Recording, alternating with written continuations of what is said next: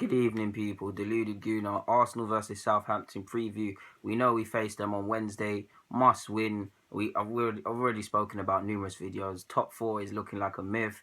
But to have any hope, we need to take points. Now, St Mary's isn't a place of joy for any Arsenal fan. If you remember Smokegate, I'm talking about Chesney. Images of the water bottle come to mind. Last year, they displayed us earlier in the season, beat them 2-1. But yes, it did take a last minute penalty somewhat from Santi Cazorla to beat them.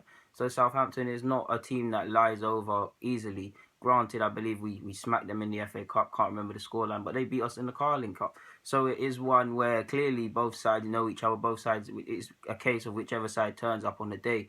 Now, in regards to Arsene Wenger's press conference, it was a massive press conference. He gave quite a decent bit of things away. Spoke about things nothing to do with the fixture. In fact, he mentioned director of football. He said he doesn't know what a director of football is. It is someone that stands on the field and directs play left to right. I mean, this is a classic example of Wenger being condescending and taking people for idiots. I mean, of course he knows what a director of football is. He's previously worked under one. He's not an idiot. Goes back to me saying the truth will come out. There's a lot going on behind the scenes, but it's not for us to speculate and comment on. Of course we can because we're Arsenal fans. But yeah, he's also said he feels sorry for Lucas Perez because he can't play him. He says he's back in training. He says he can't give him the minutes and games he deserves when you consider that the guy has done nothing wrong. And it goes back to my video when I said you guys, wow, Wenger clearly scouted him and clearly had an eye on him. He wasn't first choice because he's constantly not in the side when he is fit or he's on the subs bench. How many times has he started? Can't tell you. But yeah, it's not one for him. It's not a video for him yet. Holding, he spoke about Holding. He said Holding is still a bit shy, which is true. I mean, he's a young guy, but Holding does look like a great player. A great performance against Manchester United. Sorry, yeah, he looked. Well, in fact, yeah, he did play against City in the FA Cup. That's where it's coming from in my head. But yeah, he looks like a great player. Let's just let him develop. Let's just wait for the leadership skills to come out. Let's just wait for his increased concentration aspect to come out, and he'll be a good player. But other than that, in regards to Southampton, it's a game we can't look beyond. We know we've got Stoke on the weekend, but we cannot look beyond Southampton. They know how to play us. They're a team filled with quality. Bertrand, as a left-back, I would not mind by any stretch of the imagination playing for Arsenal. He gets forward, he contributes well. I'm so sure he had a part in a goal that we've conceded in some sort of game against them, or he scored. I'm so sure it's coming to my head, but I can't pinpoint where.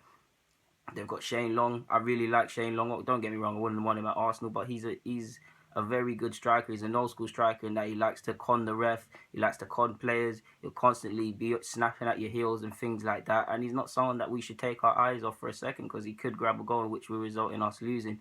So yeah, we can't mess up this game. In regards to team news, Wenger's playing coy on Koscielny.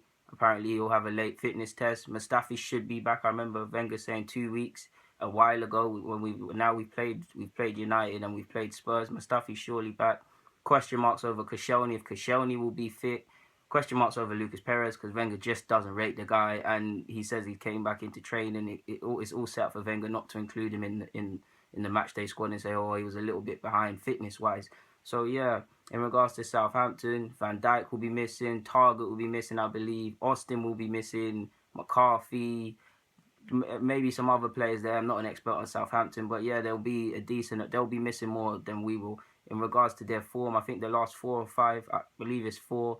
They haven't won a game. Granted, they got a point off Liverpool, which will away from home, which will give them a lot of confidence, in my opinion, to come and play us. They know how to play Arsenal. So yeah, they're 10th. They win. They can get some breathing room on Bournemouth, which will be a good thing. There's nothing they can do from their season beyond that. Question marks over Claude Puel. I mean, in regards to recent weeks.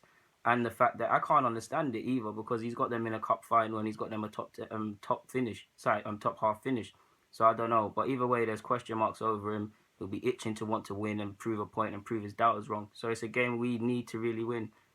I'm not confident to go to St Mary's, but I'd expect a win from the boys, especially after what happened at United. Carry that heart, carry that fight, carry that passion. But who knows? It's Arsenal, and again, it's St Mary's at Southampton. Who knows?